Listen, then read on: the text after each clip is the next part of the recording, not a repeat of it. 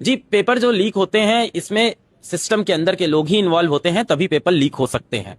तो इसमें सिस्टम के अंदर के लोग होते हैं जिनको मोटा पैसा बनाना होता है, वो इन पेपर को लीक करते हैं। जिन लोगों को ये पेपर देते हैं ये लोग भी बहुत ही बड़े दर्जे के लोग होते हैं। कुछ ऐसे होते हैं जो ग्रेड ए ऑफिसर होते हैं, पीएससी सर्विस के होते हैं, यूपीएससी सर्विस के लोग होते हैं। कुछ ऐसे होते हैं जो बड़े बिजनेसमैन होते हैं, शहर में बड़ा रुतबा होता है, बड़ा नाम होता है, गाड़ियां बड़ी चलती हैं, बड़े बड़े घर होते हैं।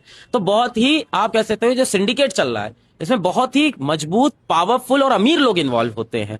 और ये पेपर लीक कोई पहली बार नहीं हो रहा है, हर साल होता आया है। ये है कि इस बार पेपर लीक शायद इतने बड़े लेवल पे हो गया है कि अब एनटीए चाहता है कि इस पेपर को हम कैंसिल कर देते हैं। कि किस लेवल का लीक हुआ था इस पे कोई बात ही ना करे, किस तरह से लीक हुआ था इस पे कोई बात ही ना करे। हम कह देते हैं, अब एनटीए कह रहा है हमने बच्चों के हित में ये फैसला लिया है।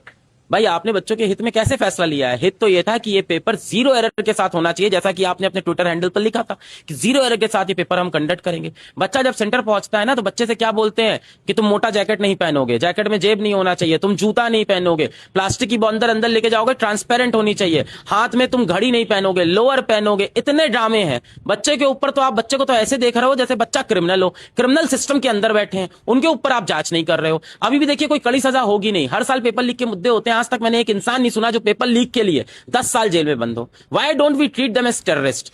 क्यों नहीं इनके ऊपर एनएसए क्यों नहीं लगाते हैं? भाई आप 23 लाख बच्चों की जिंदगी खराब होती है, आप एनएसए क्यों नहीं लगाते ऐसे लोगों के ऊपर? हंसी मजाक में टाल देते हैं इन मुद्दों को। सीबीआई जांच करेगी, कोर्ट में केसेस चलेंगे, उनके बाद ये लोग बरी हो जाएंगे, फिर अगली बार पेपर लीक में फंसेंगे। जितने भी लोग आपको, जितने भी संगठन आपको पेपर लीक के मुद्दे में मिलेंगे, आप इंटरनेट खोल के न्यूज पढ़िएगा, ये लोगों के पिछले 5 साल में 4-5 किस्से ऐसे निकल जाएंगे। यानी हर बार ये पुलिस में जाना आना इनका आम बात है। पुलिस कैसे बोलती है, हाँ इनका तो नाम है पेपर लीक में, हाँ पेपर लीक में ये इन्वॉल्व हो सकते हैं, पहले भी हुए, तो पिछली बार क्यों नहीं सजा हुई थी? तो मुझे लगता है कड़े कानून नहीं है पेपर लीक के ऊपर, इसलिए एक इंसान हिम्मत करता है पेपर लीक की। इस बार ये सर कि बच्चे को मतलब ये भी डर है कि पढ़ाई तो करनी पड़ेगी, साथ में अब जो है दोबारा पढ़ाई के साथ फीस भी देनी पड़ेगी।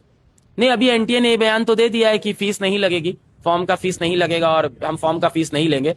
पर ये बोल के एनटीए बच नहीं सकता। भाई फॉर्म का फीस आप नहीं लेंगे, हमारा ही पैसा तो है, आपका पैसा है साहब, जो आप टैक्स में देते हो। ये 300-400 करोड़ रुपए जो इस एग्जाम में लगे, ये हमारा आपका पैसा था जो खर्च हुआ। और कुछ लोगों ने पेपर लीक कर दिया है, उन लोगों को 5 साल की सजा होगी और 1 करोड़ का जुर्माना। बाकी जनता का 300-400 करोड़ रुपए फूक चुका है। पेपर अब फिर से होगा, फिर से 300-400 करोड़ रुपए खर्च होंगे। इसका जिम्मेदार कौन है? ये पेनल्टी कौन भरने वाला है? कौन अमीर आदमी है भाई? तो मेरे ख्याल से उन सारे लोगों को पकड़ना चाहिए, इनकी जायदाद को जब्त करना चाहिए, उन सारे पेरेंट्स को पकड़ना चाहिए जिन्होंने पेपर खरीदा है, जिनके मन में, भाई वो भी उतने ही गलत है जितना गलत है पेपर लीक करने वाला, जितना गलत पेपर बेचने वाला, उससे ज्यादा गलत एक पिता जिसने ये पेपर खरीदा अपने बच्चे के लिए, क्योंकि उसने एक दूसरे बच्चे की उम्मीद को मारा है।